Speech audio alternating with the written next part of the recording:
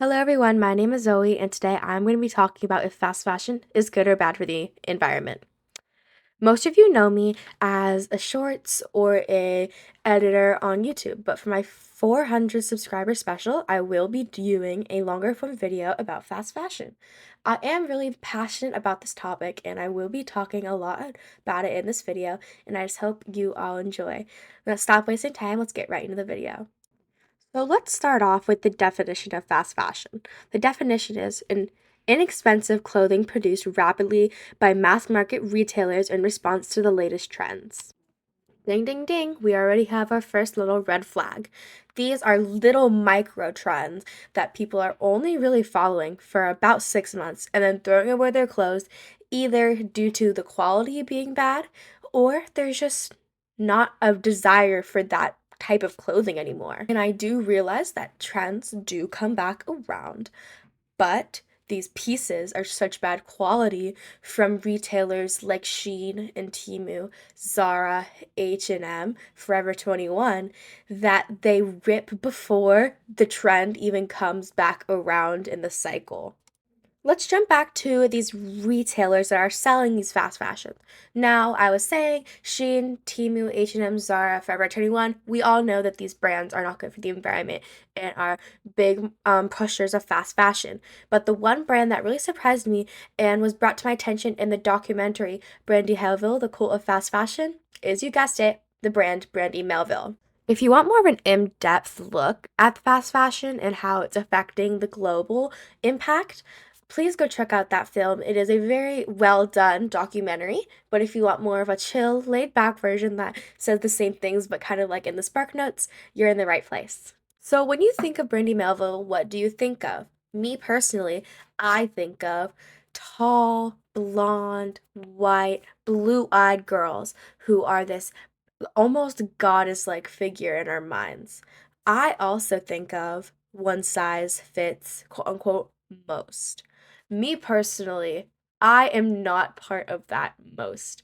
And I see people out wearing this brandy stuff, and I feel like I'm not included because I can't fit in their clothes. And it does make me feel worse about myself.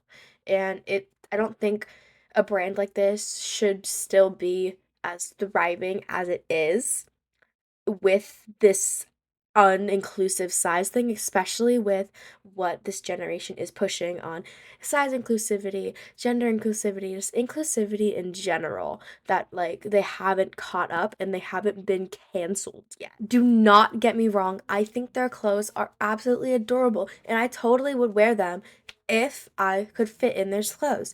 But after watching this documentary, I think I have changed my mind that if I could fit in their clothes, I don't think I would, and here's why. We all know about the rising climate issue, and fast fashion brands, like I have previously mentioned, are not helping.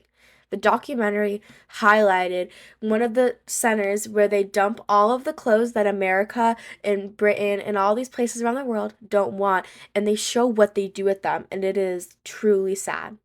The photo you see above are the beaches in Ghana when all of the fast fashion from all these different brands that I'm talking about today are dumped in the oceans. You don't want this on your own ocean, right? Like, imagine you drove down to the ocean and you just see clothes. Another reason why I probably wouldn't buy from them if I could fit in their clothes are just like their business model. Like in the documentary, they were like talking about how like they had like 15-year-olds taking their product photos just like behind the store, like just on a blank wall. It was so unprofessional. They also stated that it was just a mess back there. Like it wasn't how you conduct a business. And the second that this girl saw the thing, saw like the behind, she knew that this was not a normal company. And they run crazy. Let's stop talking about Brandy for a little bit and head on to another bad fast fashion company, Temu and Shein. Just gonna put them both in one category because they basically are the same thing, just little like different models. You know what I'm saying?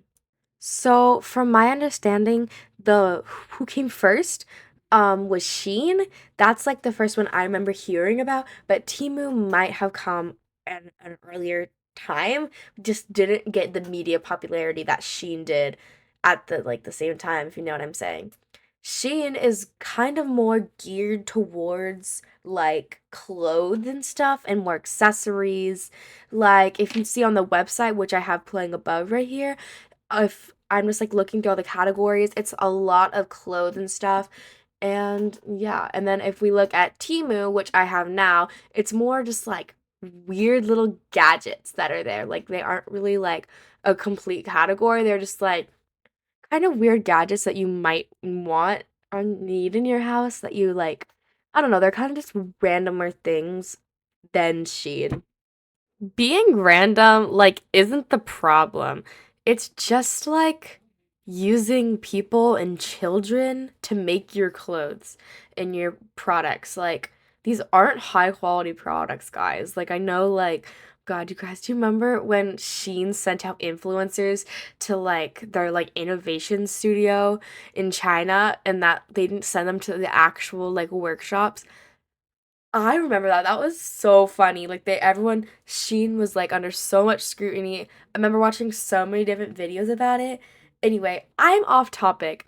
Anyway, these brands just like they use people, they use little children to like do their not bidding, but like b- literally paid literally like cents a day to work on these clothing. And they have so many new models, literally like every single week they come out with like a new style or a new pattern or a new anything. It's just like crazy how quick these companies are getting this product out. It's just like boom, boom, boom, boom, boom. It's so quick. It's shocking to me how they even do it. Let's talk about the other three that I mentioned earlier in this video, H&M, Zara, and Forever 21. These are known fast fashion brands that are all in your local malls for sure. At least in my local mall, I know I have at least one of each, if not more. Um, these companies, like, they're known to do fast fashion, but it's on like a tier list for me because like we know Shein and Temu, literally lowest tier. It's like we all know that they do this stuff. Like literally, there's like actual evidence and proof and photos that they do it. H&M, Zara, and Forever 21, they're kind of on the second level where it's like, okay, like you do fast fashion, but it's still like okay quality where it's like you're in the malls, everyone's buying you. It's like not that big of a deal. And then we have the top tier, which in my mind is Brandy Melville, and there's probably so many other companies that are fast fashion like that are using it like that. It's just these are just the ones that brought to my attention. But Brandy Melville is like they're like good at hiding it because they have the little made in Italy on their tags. But like there's sweatshops in Italy too. Like just because it's made in Italy doesn't mean that it's like designer and cool. Like it could be made in a sweatshop and made in a factory. Like no, not made in a factory, made in a sweatshop where people are being paid literal cents to make your clothes. And it could be anywhere in the world. China, America, Italy, it could be anywhere, really. Like, I think when people only think of fast fashion, they only think of China, China, China, China. But there are workshops like this all around the world, and that needs to be recognized. Like, there's more than just China that makes all these clothes.